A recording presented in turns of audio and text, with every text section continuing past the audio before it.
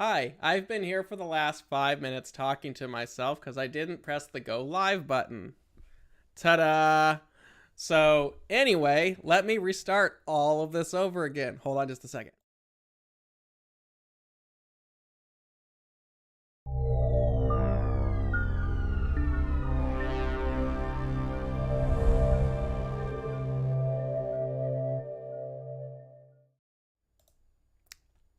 Okay, let's do this over again. All right, welcome to the What's Up Webcast. My name is Kevin. We take a look at everything that's what's up in the nighttime sky, to equipment, to helpful tips and tricks. And at the end of the month, we have a special guest on to talk about their specialty in the field of astronomy. I just said that 5 minutes ago. I didn't press the go live button. And now we're doing it all over again. So today we're talking about evaluating imaging refractors. So obviously today we're talking about astrophotography and what to look for in a refractor for that. I will be perfectly upfront with everyone that clearly Skywatcher has a vested interest in this topic. We sell a few different lines of refractors. We'd like you to buy our telescopes, but there's a ton of awesome manufacturers out there that make good stuff. So we're just being completely upfront and transparent about that. But everything I'm presenting to you today is simply based on just data analysis. So you are welcome to spend your money in any way, shape, or form that you like. But we're just being transparent, as we always are here. If you like what you see here, please go ahead and subscribe. Leave a like on a video. We have found that over half of you are not subscribed to the channel. So if you could go over and hit subscribe to the channel, that would be great. It just lets us know we're doing a good job. It helps the numbers go up, and it lets us keep doing this. And we share it with upper management and telling them that, yeah, we need to do more of this. So, but if you like what you see here, please leave a like on the video. Please subscribe to the channel. It does help us out. And yeah, and should be a good time. If you want to support the channel every more, go over to skywatcher.threadless.com. You can pick up some cool swag that'll match up with your Skywatcher gear. Got all kinds of fun stuff, and we're always adding fun little things in there. But you can go over there, check it out. And yeah, today is the last live episode from this room. Next week, we are moving everything. I am letting you also know that next week's episode is pre-recorded, just because we need all hands on deck to be moving some stuff. So this is the last episode in this little office here. And then 2 weeks from now, we will continue on with our live episodes in a brand new studio setup, which should change over time, but it should be kind of cool. All right, so let's start with evaluating imaging refractors. So when we're talking about refractors, there's a lot of reasons that many of us like refractors, but let's talk about the characteristics of these instruments. So why would you want a refractor? If we look across the imaging planes right now, the most popular design for astrophotography is a refractor. Why? Well, there's a lot of good reasons for a refractor when you're doing imaging. Number one, which I don't even have documented here. Let me backtrack here. Refractors are incredibly low maintenance instruments. You rarely have to collimate one of these, especially if they're designed right. You don't have to collimate them too much, if at all. Cleaning is just general maintenance with a telescope. Maybe you clean the front lens. Maybe you clean the back of, very little effort needs to go into maintaining a refractor. So for imaging, it works really well. They don't have any particular kind of secondary, so you're not losing, any light to scatter. There's no diffraction spikes. Some people like them, some people don't. I like them, but refractors don't have that. But then we get into kind of the unique characteristics of a refractor. Another thing I would mention is a lot of the modern day refractors are particularly well matched for the small pixel cameras that are out nowadays as well. So the focal lengths that are available in the general refractor format fit really well with a lot of the modern sensors like the 533, the 294, the 571, the 455, all those CMOS chips They all use these smaller pixels, and generally the focal lengths found in refractors match up really well with that. So, but what are some characteristics unique to the refractor? Number one, when you're looking for a refractor for imaging, you want good color correction. So in today's talk, you're going to find that we're not talking about achromats. Achromatic refractors are not generally a good tool for astrophotography. However, you could probably use one, but you have to refocus for every color, and they're probably better suited for narrowband imaging. But a nice achromatic refractor, if you're just doing H-alpha work, like imaging H-alpha, should probably work just fine because you're only looking at a single wavelength of light. Maybe we'll do an episode about imaging with an achromat. That could be kind of interesting. But for today's talk, we're talking about just apo refractors. So there's two major types. There's achromats and apochromats. And we have an episode that covers refractor design, so you can go over there and check that out if you want to know more about those two. But we're talking about apochromatics today, or apos. So number one, you're looking for a telescope that has good color correction. Number two, you want something that's going to provide a flat field. You want something that's low maintenance. And generally, a lot of the modern day refractors are going to be able to produce those characteristics for you. Some are going to be better in certain areas than others. It just depends on what exactly you're looking for. Refractor that's going to have a faster F ratio is going to be a little bit more extreme with field curvature, so you are going to need a good field flattener to get it to flatten out on your imaging sensor. Good color correction can vary depending on what glass is used. What's the F ratio? What's the aperture? There's a lot of different characteristics that need to go into producing an overall well-rounded telescope. Now, a thing I am really particular about when I'm looking at a telescope is future-proof. I don't want a telescope that I'm going to outgrow in 6 months or a year. And because you spend a lot of money on these instruments, you want to make sure that they're going to be able to grow with you and not something that you're going to grow out of soon. So that's something I would approach any purchase of anything, no matter what the hobby is, but particularly in astronomy, because it's the one I know the most about, is you want an instrument that will support the growth in the hobby. So as you advance, you can advance into your system. So I always try to recommend buying stuff that's maybe a little bit on the upper level of your knowledge base, because in 6 months to a year, it'll be very comfortable for you to work with, even more so. And you'll probably be happier that you made that initial investment. Let's see, what's the question? What is the line that is crossed to become an apo? What is the test? Most apo refractors use an ED, or extra low dispersion element, in their lens assembly somewhere. If it's a doublet, actually, we're about to get into this, actually, so we'll talk to that in a minute. So future-proof allows growth for you to grow into the instrument. It might also, something particularly if you're really into astrophotography, and particularly for today, you want a telescope that's going to allow you to grow sensors as well. So if you're looking for a modern day refractor, you want to check out what the image circle is going to be. How big of a sensor can this telescope illuminate? Because maybe you're using something small. Maybe you're using like a 533 based camera right now. Little 1-inch square sensor. Very popular, very affordable camera. But maybe you want to move up to a 571 or even a full frame. You want to make sure you have a telescope that is supportive of that growth.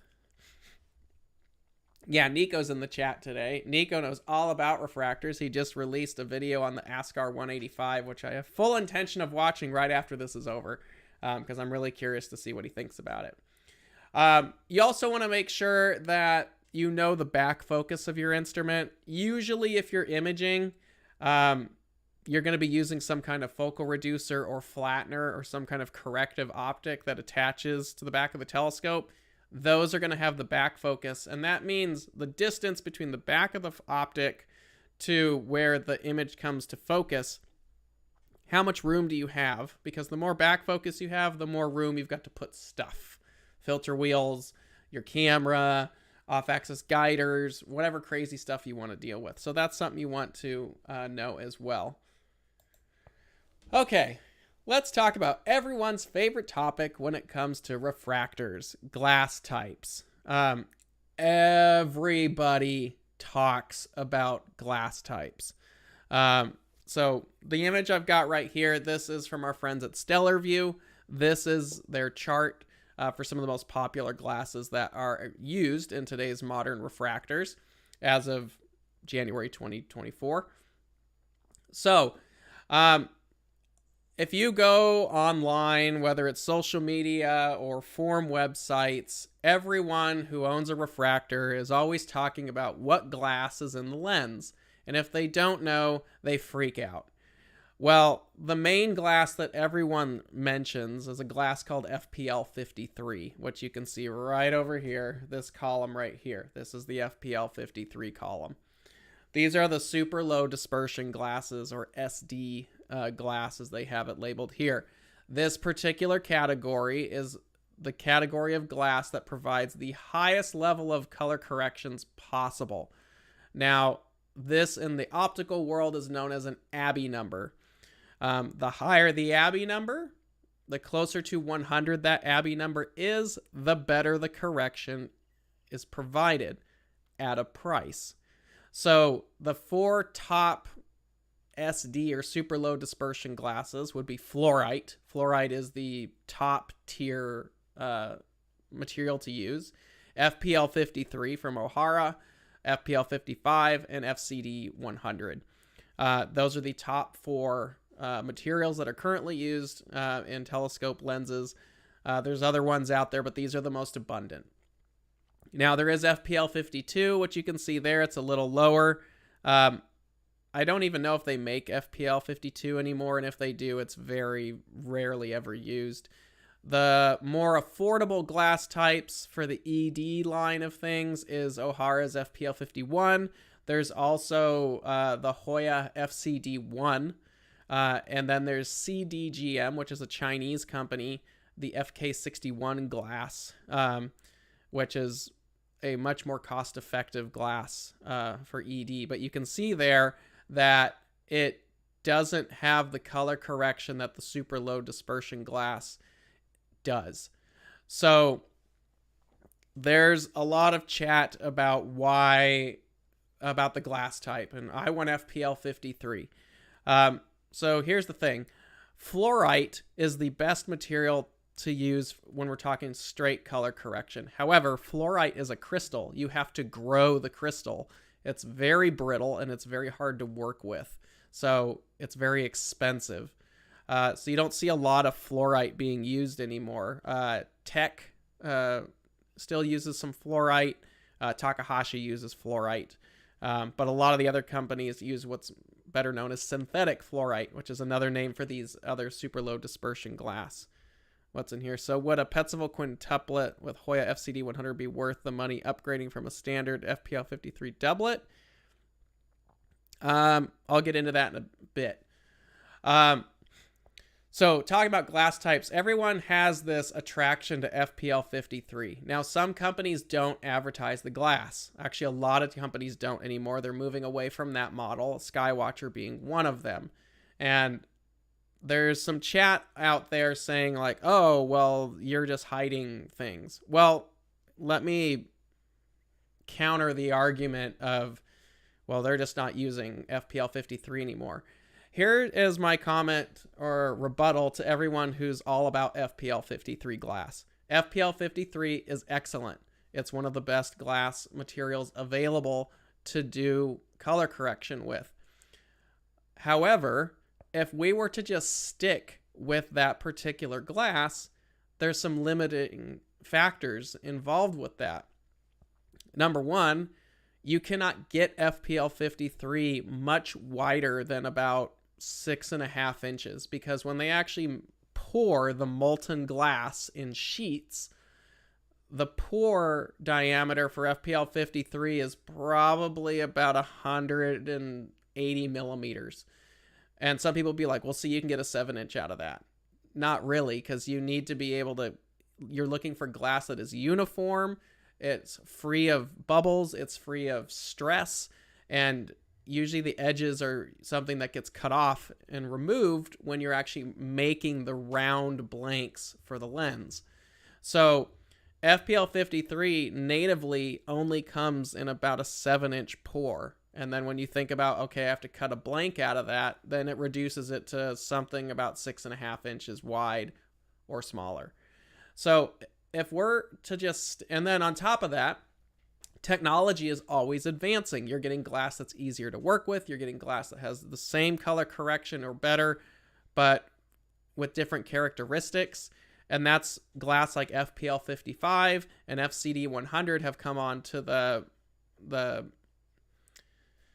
come into the design capability for refractors after FPL 53. So some advantages of using the newer glass is you can get it in a wider diameter, which now means, and you are starting to see it, this is why you're starting to see more 7-inch refractors come onto the market from Stellar View, from Kunming United, and then other brands. Ascar's got their 185, but they're not using the super low dispersion glass. And I can tell you exactly why they're not using super low dispersion glass. And you can tell right off the bat is because of the money that it costs to buy one. A 185 Ascar costs $5,000. There's a pretty good chance they're using FK61 from CDGM. Probably because that's probably the cheapest ED glass that you can get that would make a decent telescope. It's not super low dispersion. And you can start to see some color when you're using lesser glass has less correction capabilities. You can still make an acceptable telescope in a triplet or multi-element design, but the glass type can help. You can still get away with it, but the higher quality glass makes things a little bit easier from a design perspective. So some of the top companies in the world are using FPL 53, 55, and FCD 100. And then there's still FPL 51, 61. And it's not that the telescope is bad, but the SD or super low dispersion glasses are going to give you more capabilities. And if we break away from FPL 53 and can work with 55 or FCD 100, now we can make bigger refractors. So we need to get away from it has to be FPL 53. No, it doesn't. There's a lot of factors that go into it.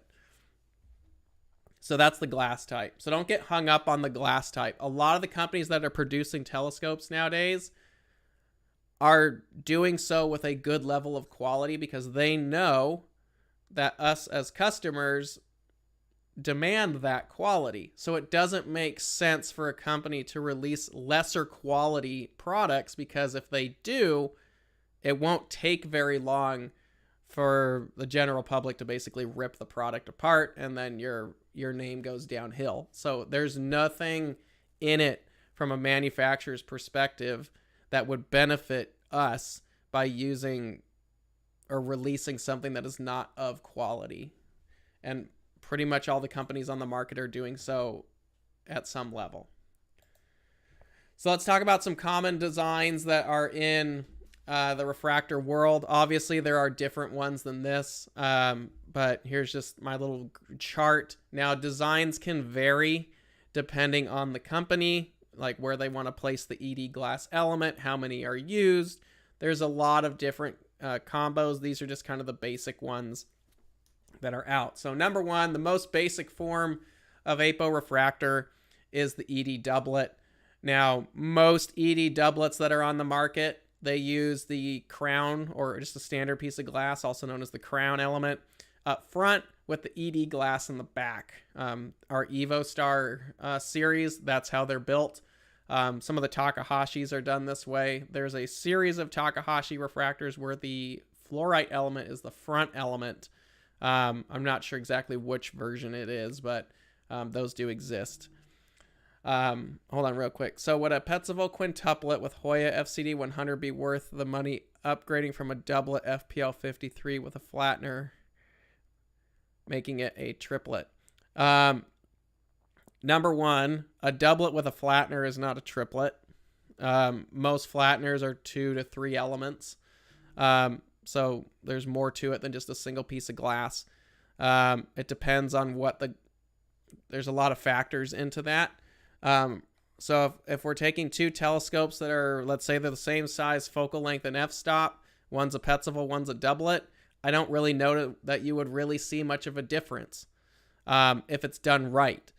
Now, so let's say we have a 100 millimeter f7 quad and we have a 100 millimeter f7 doublet with a flattener.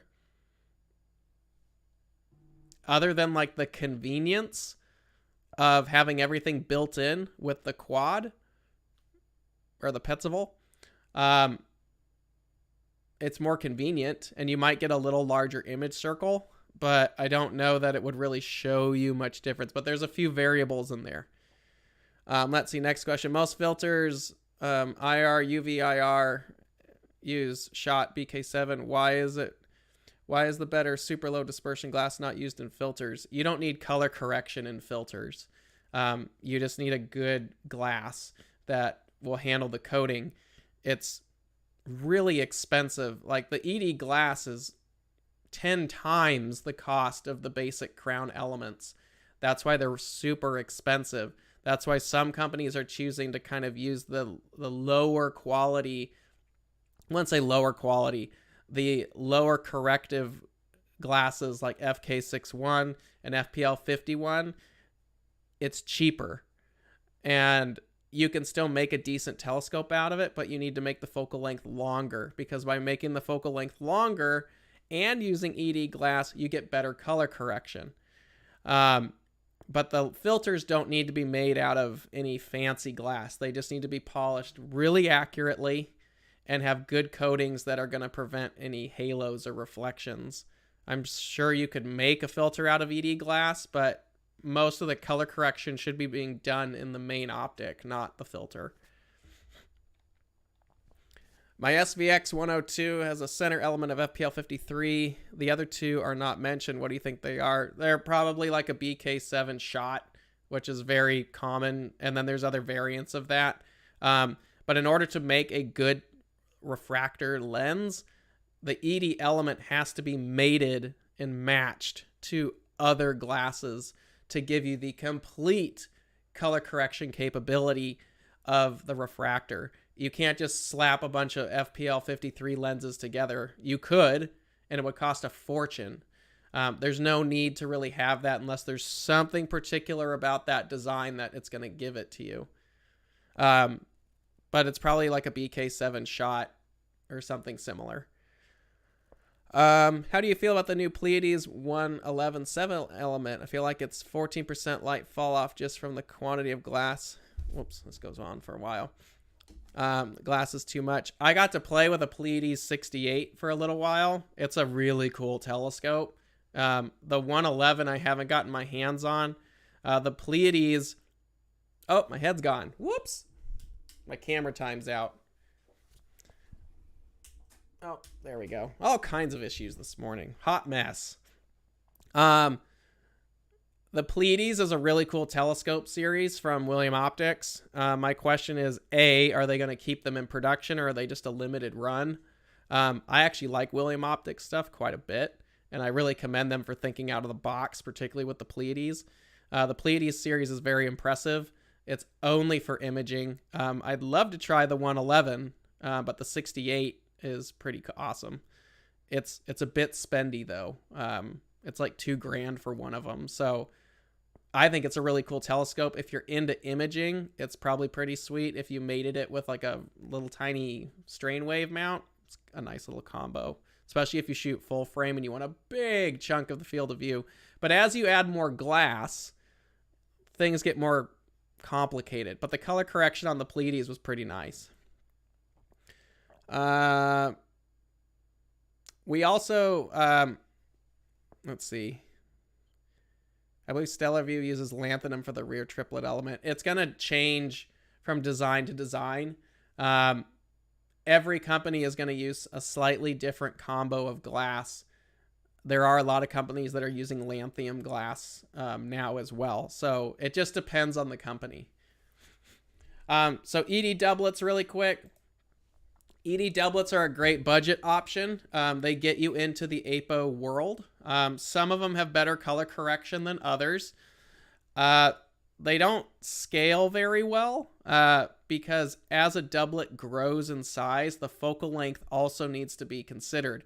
The focal ratio of a telescope on a refractor is part of the color correcting capabilities. The longer the focal length, the less steep the cone of light actually is at the focus point, and it's easier to focus all the colors together. That's why these old achromat refractors are really long focal lengths, like all the Alvin Clark refractors. They were very long focus refractors. That's to help with that color correction capability because of that long focal length. So a doublet's kind of a hybrid where it uses that long focal length to help with the color correction, but the ED glass actually helps correct more of that. But again, we make 150 millimeter f8. That's what you can see here, the EvoStar 150. They're fairly well corrected for their size, and the nice thing is they're really lightweight for their size, but they're big, and they have to be big in order to make, like, we can't make an f7 or an f6 ED doublet and have good color correction on them. Then it's just a semi-apo, and it's not worth it. But doublets are really nice, but generally you won't find them much bigger than 6-inch. But I have plenty of friends who are using this telescope for imaging. I've used it for imaging. It does a nice job. And there's a lot of doublets, particularly like the Takahashi doublets are excellent. And there's some more cost-effective small aperture doublets that can get away with quite a bit because they're smaller.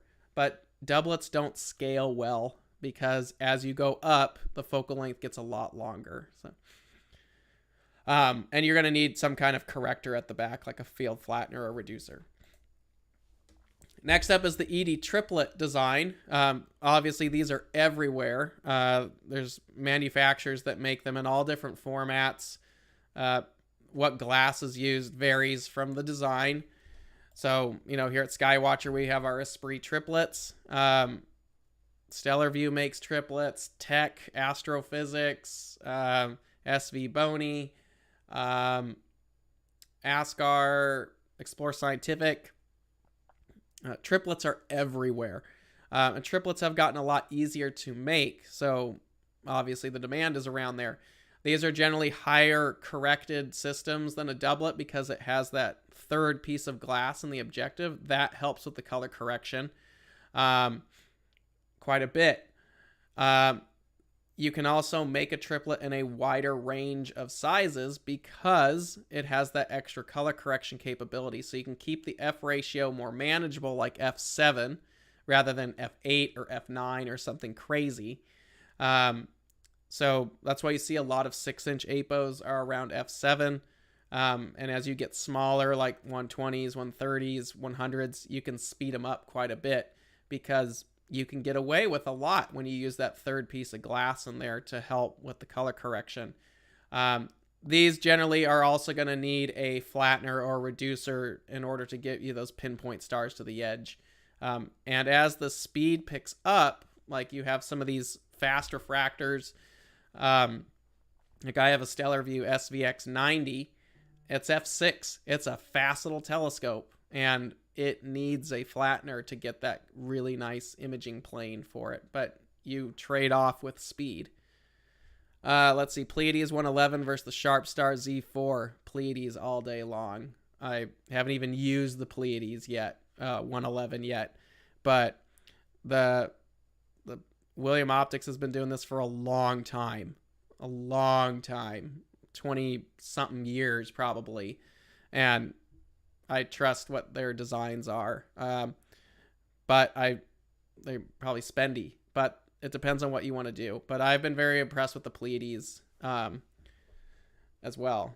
Can we talk about visual as well? This is an imaging episode. I'm sorry. I think we did a refractor episode for visual if you need to go back and watch it. Now, this is a really small subsection of refractors. This is the dual ED triplet. There's not a lot of them out there. There's a couple different reasons that manufacturers can do dual ED elements. Sometimes you're using lesser quality glass like FK61 or FPL51. And in order to get some of that correction in the spot size, so how tight the light gets focused down, you can use more ED glass elements to kind of get there. You can do a perfectly good telescope with an ED triplet design and not need any additional ED glass. Or you could step down and you then have to use another ED element if needed on some of the more cost-effective where they're the dual ED refractors. You shouldn't have to use dual ED unless there's something very specific about the design that requires it. Now, one of the most popular dual ED and one of the most respected dual ED triplets on the market is the TOA Ortho 130 and 150s. These use two FPL53 lenses inside of them. These are top-notch, world-class refractors, are the TOA, Takahashi TOAs. They're one of the few on the market that are using the dual ED on a very high level. And that's because they're trying to get correction beyond the visible spectrum. So there's a reason they're using some of this stuff. Where other companies that are more budget friendly, sometimes I feel like it's more of a marketing thing where it stands out, or it allows them to kind of make a compromise and get around having to use higher level glass. You still have to pay for it, but where no expense is spared on the high level, it'd be the Takahashi TOA series, the 130 and the 150s. Those are absolute monster refractors, and they are dual ED triplets for a very good reason, because a lot of the Takahashi stuff is corrected beyond the 400 to 700 nanometer spectrum. So there's advantages of using that design. And more cost-effective telescopes, there's probably also a reason, and it's probably because you're compromising on something. You shouldn't need to do two ED elements when we're talking a triplet unless there's a very specific reason. The Takahashi stuff, I would give a very specific reason. Anything beyond those, you're probably not gaining much, but you're spending more. On these, it's just like a regular triplet. You're going to need a flattener or reducer. If you're shooting narrowband, can you get away with less correction? Yeah, because you're isolating different wavelengths of light at that point, and you're refocusing. So you could use an achromat probably to do narrowband imaging. You don't need much fancy stuff because you're refocusing. That's something I actually intend on trying here soon. Next up is the quad.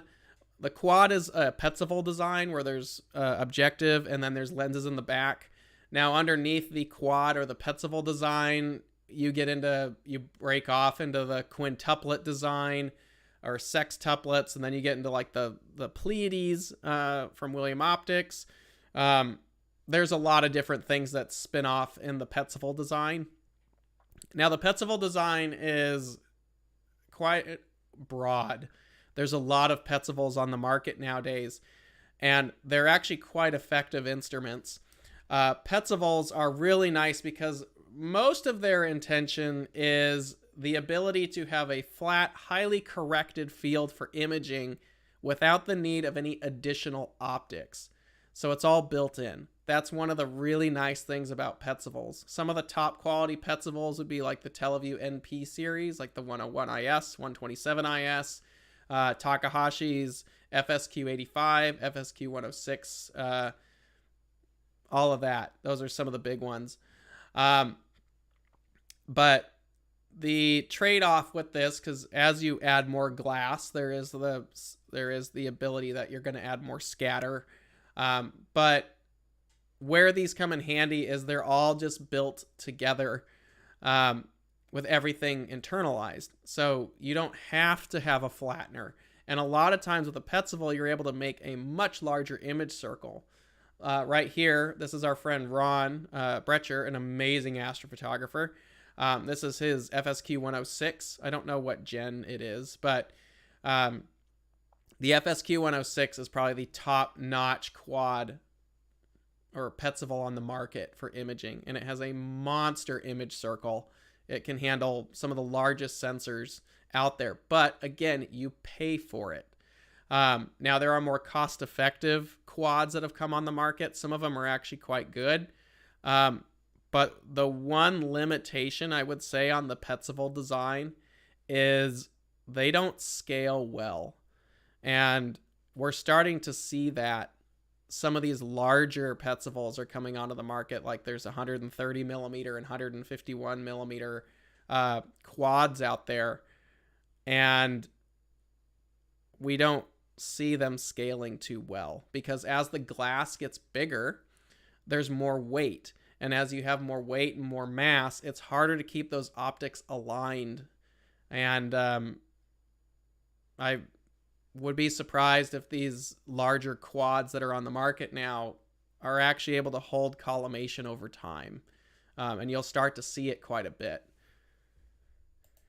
But those are the four major types. So we have doublet, triplet, dual ED triplet, and then quad, and then breaking off into the Petzval designs. Petzvals are very nice. If you're an imager, a Petzval is a nice thing to have because usually it's a turnkey system. Again, there's a lot of small ones out there, probably 100 millimeter and smaller, that are very capable instruments.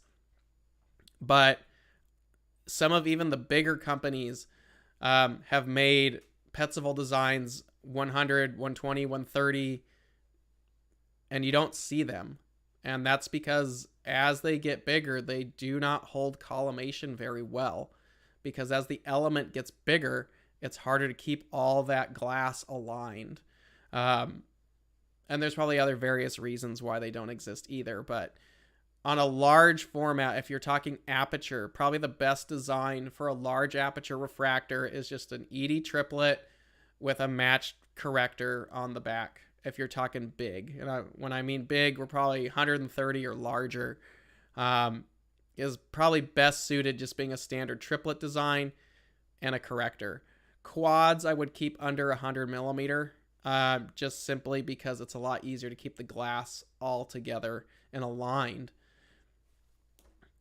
So you want to go buy a refractor for imaging. What do you need to consider? Well, number one, everyone's talking about color correction. You don't want halos around your stars. So you can see on the left, there is color fringe, and on the right, there is none.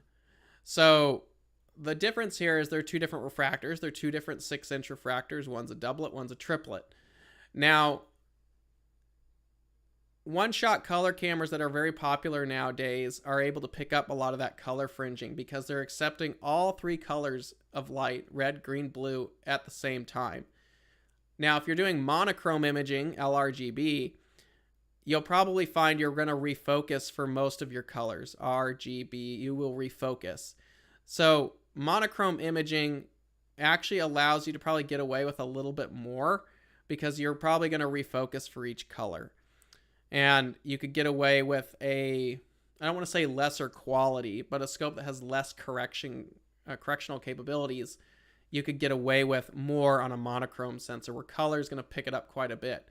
Now, that brings in the argument of post-processing. There's a lot of AI technology that's coming out now for PixInsight and Photoshop that allows you to correct an awful lot of stuff.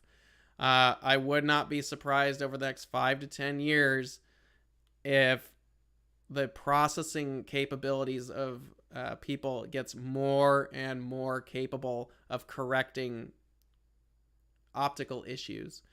So you rely less on the optics and more on the software and post-process. I always think you should do as much in the telescope and camera as you can, making processing easier.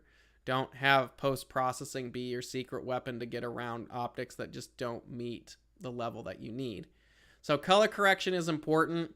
This is where achromats, ED doublets, And there's even triplets on the market that use lesser glass types that do not have as good of color correction. This is what you pay for.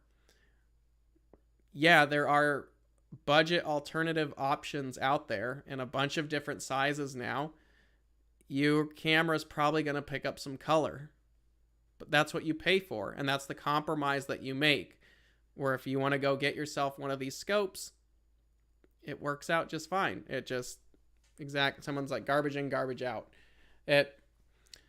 Exactly. You're going to get what you pay for. So if you're trying to do this on a budget, and you're going to go get yourself a big APO refractor, and you're on a budget, and I want the biggest thing possible for the cheapest price, you're going to pay for it. Or you could stick with something a little bit smaller that's higher level, and it'll probably give you better execution.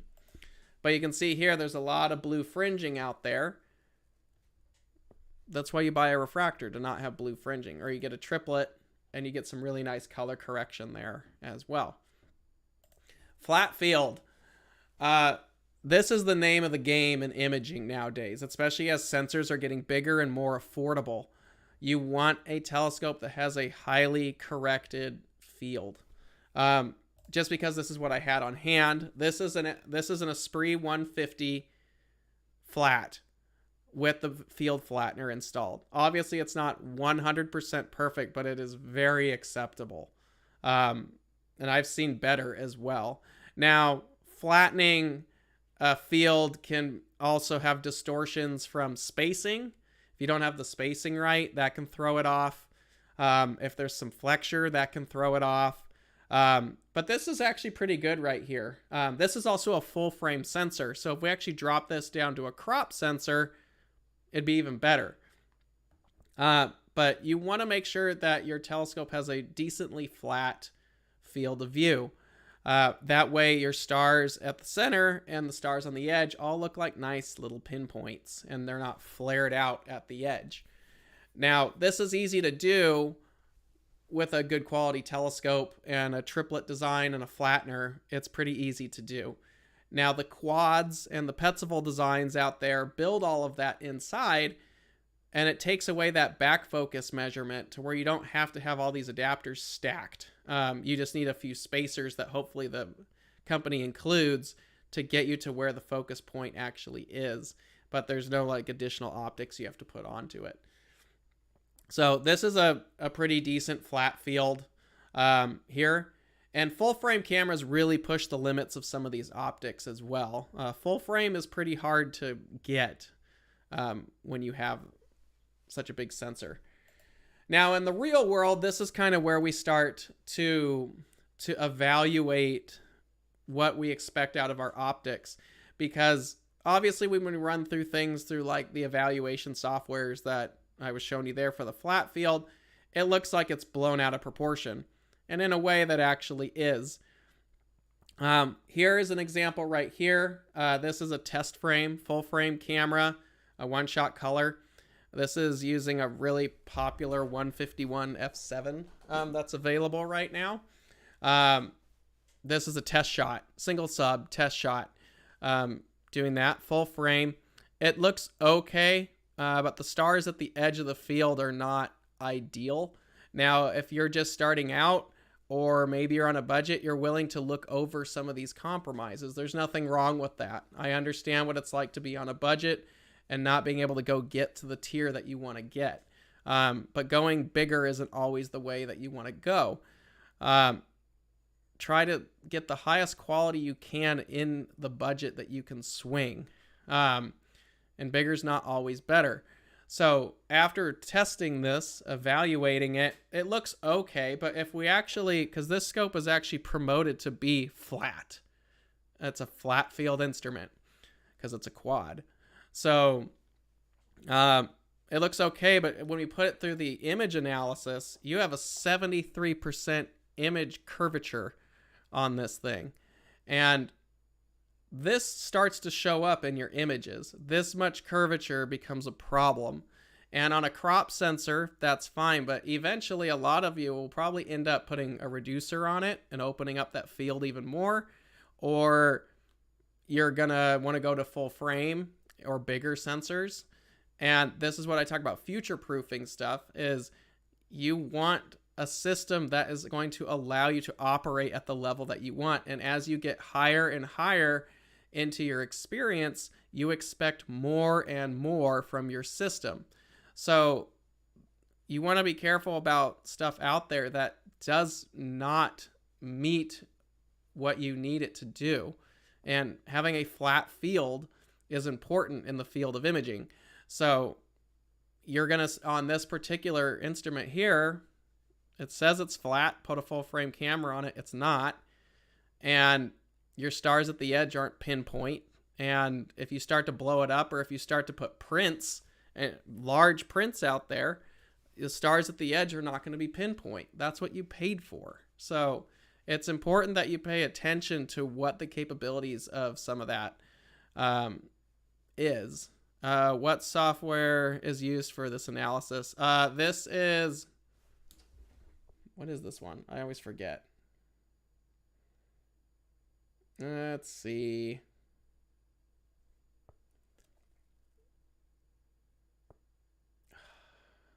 I talk about it all the time too, and now I can't remember it, and I'm trying to find it on the desktop here.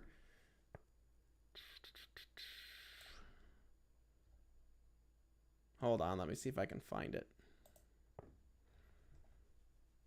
It was right at the top of my head too, and went away. So you can do stuff like this in PixInsight with under image analysis.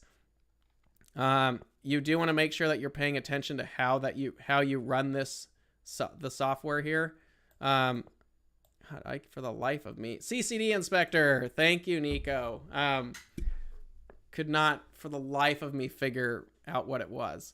Yeah, this is CCD inspector. It's a nice software, but you really want to make sure that you're using it right, because it can also produce bad stuff. So, but yeah, so. But if you're getting a telescope, you want to make sure that it's going to produce what you paid for it to do. So this right here is a tremendous amount of field curvature. Like, it's a lot. So, and there's obviously a window of how flat a telescope needs to be. A lot of that's going to be like your image scale and, you know, what your pixels can resolve. There's a lot of people out there that worry that, like, oh my goodness, I'm not guiding at 1 arc second when they're using like a 70 or 80 millimeter refractor, and you can't even resolve 1 arc second. So there's a lot of issues, particularly when we're talking small refractors, that you can kind of sweep under the rug simply because the system does not have the resolving power to see the error. But as we get bigger, it quickly scales to where those become much more noticeable. That's why at Skywatcher we test everything with a 455 camera, because the pixels are tiny and it's a big chip. It leaves very little left to hide when you're using high resolution sensors and big chips. So that's something that's why we use that large of a sensor, so we can see what's going on. And right here is something's going on. Mount options. So when we're talking big refractors, this is something that was brought up with like the ASCAR 185 that just came out recently. Obviously, this is my Stellar View 180. There's a lot of 7-inch refractors coming out on the market. And having owned this and an old Meade 178, which was huge, one of the biggest problems about refractors is refractors do not scale well. And when you do scale them, you need to be very aware that the mount needs to also follow suit. And that doesn't just mean the mount can hold the weight of your system. It's like, oh, my telescope is 40 pounds fully loaded. I'll get an EQ6. How long is that refractor? An EQ6 or something similar can hold that quite a bit. But if it's a big telescope and a particularly big refractor and it's 4 or 5 feet long, you need to take into the consideration that the moment arm, how much torque it takes to move that tube, is something that you have to consider. So when we're talking about these 5, 6, 7-inch refractors that are on the market nowadays, you need to make sure you have a mount that's going to support that accurately and sturdy. And also, as they get longer, they need to sit higher up. We were out last night with the 180 that you see here. I have mine on an EQAR, and it's raised quite a bit. And honestly, we were still on the ground when looking up at zenith. So I could go another foot higher, and it would have made it a little bit more comfortable. But these big refractors coming on the market, you need to take into consideration that, number one, you're going to need a mount heavy enough to really hold it well. And usually that means going up 2 levels of mounts to hold it. So it's like, hey, I want an EQ6R, or I have an EQ6R. What should I consider? I see a lot of people getting EQ6R, and they're putting larger than they need to telescopes on it. The EQ6R is probably best suited for a fully loaded, probably up to about 120, 130 millimeter refractor is what an EQ6R, like a CGEM 2, something in that 40-pound capable environment is probably best for like a 5-inch or smaller refractor. And I know some people are like, well, it holds all this weight. It does hold all that weight, but you don't want to max the mount out, and you don't want to add this long tube because you have to consider the moment arm and how much force it's going to take to move that tube. Moving further up, when we're talking 6-inch refractors, like, Stellar View 152, Esprit 150s, Ascar 130 PHQs, 151 PHQ, all those, you're probably wanting something that's really more in the 70-pound payload in arena. So CQ350s, Ioptron's got a few different ones in there. Paramount Mighties. You're starting to ratchet up in those mounts because you really need to do like 2 steps up is how I would recommend buying it, a mount for a refractor. And then when we start talking big ones like the 180 or even bigger 200s, a 200, like a 7 or 8-inch refractor, honestly, having owned 7-inch refractors, they are right on the cusp of what most people are going to want to lug around in the field. An 8-inch refractor is just getting bigger, and now you have to have a mount that's way the heck up there if you want to look through it, and it needs to be big. The EQAR handles a 180 f7 refractor without much effort. You can image with it, no problem. But the telescope weighs 45 pounds. You're probably, if you're getting a 7-inch and you want to image with it, you're probably going to want something that holds about 100 pounds. So AP900, EQAR, AP1100, Los Monte Titans. These are getting big mounts. So, or bigger. So it just depends on what you want to do with it. But that's something that you need to consider as it goes up, is don't just get a mount that holds the weight of the system. You need a mount that's going to hold the weight, but it's also going to be rigid with that long tube on it. So you want to sit probably one level higher than you think you're going to need when buying a mount for a refractor. So anyway, that's kind of it for today's episode. We kind of finished about right on time, even though we started a little bit late. If you guys have any questions, now would be the time to throw it in there. Please, if you like what you see here, please go ahead and subscribe to the channel. It makes a big difference for us. And we, like I said, we know about half of you are not subscribed to the channel. It does make a difference, and it lets us know we're doing a good job. So please go ahead and subscribe. If you have an idea for an episode, email us at info@skywatchusa.com. Title it What's Up. Let's see. The GTI handles my Z73 like a champ, but it's right on the 10-pound limit. I'm pushing the GTI too. If you can get it to balance, your mount is probably okay. It's not so much the fact that you're going to hurt something. It's just you're going to be way more susceptible. Let me back up there. if you have a mount that is pushed all the way to its limits, its listed limits of the payload, it's not so much that you're going to break something. You could. Arm mounts, you're probably okay. Most mounts, I wouldn't worry too much about it either. The biggest issue that you're going to have here is you're going to start running into rigidity problems. So if you're walking around, if there's a breeze, all of those factors are going to come into play if your mount is fully loaded.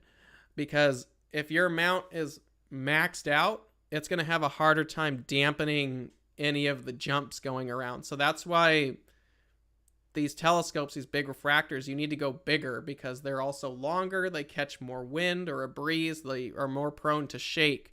So you need to go, like I said, 2 levels up from the mount you think you're going to need. Go 1 higher.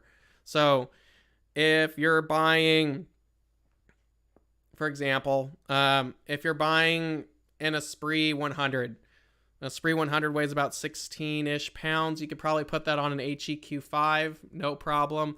It would be better suited on an EQ6R. If you're buying a 130, sure, it could fit on an EQ6R, it'd probably be okay. You'd probably be better suited going with a CQ350, a Losmandy G11, something like that. 1 level higher.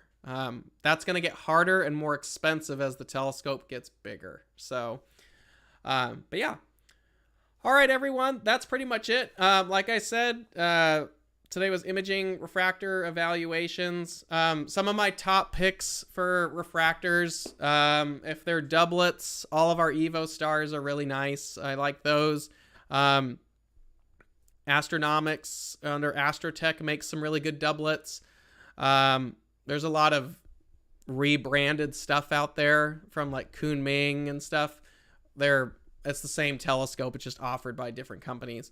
There's quite a few of them out there. Triplets, they're all over the place. There's some good ones out there. Anything from Stellar View, Tech, Takahashi is phenomenal. Of course, you have Astrophysics, which is up there. The Esprits are nice. If you're going to explore scientific, the FCD 100s are excellent. So there's a lot of good options out there. If we're talking quads, you can never go wrong with like the FSQ series from Takahashi, the 85 and the 106. You're going to pay for it. But yeah, there's a lot of good stuff out there. And, you know, there's something for every budget. But do remember that when you're spending money, particularly on big refractors, there's a compromise hiding in there somewhere if it's cheaper. So just don't know what it is. All right, guys, that's pretty much it for today. Next week, we're doing the State of Skywatcher. It's our 25th anniversary, so next week we're going to have Jeff and Jared. They're part of our upper management team. You want to do that? We'll be on next week. It is a pre-recorded episode, but we will have people in the chat to answer questions, or you can always email us. But yeah, real quick, just because it came up somewhere, there's a lot of China Direct stuff coming out on the market nowadays. And the problem with some of this stuff is it's not the fact that it's bad, but you really don't know what you're going to get. And there's probably very little customer support that you're going to get if there is an issue. So I would always recommend buying from a brand that is known and it has support.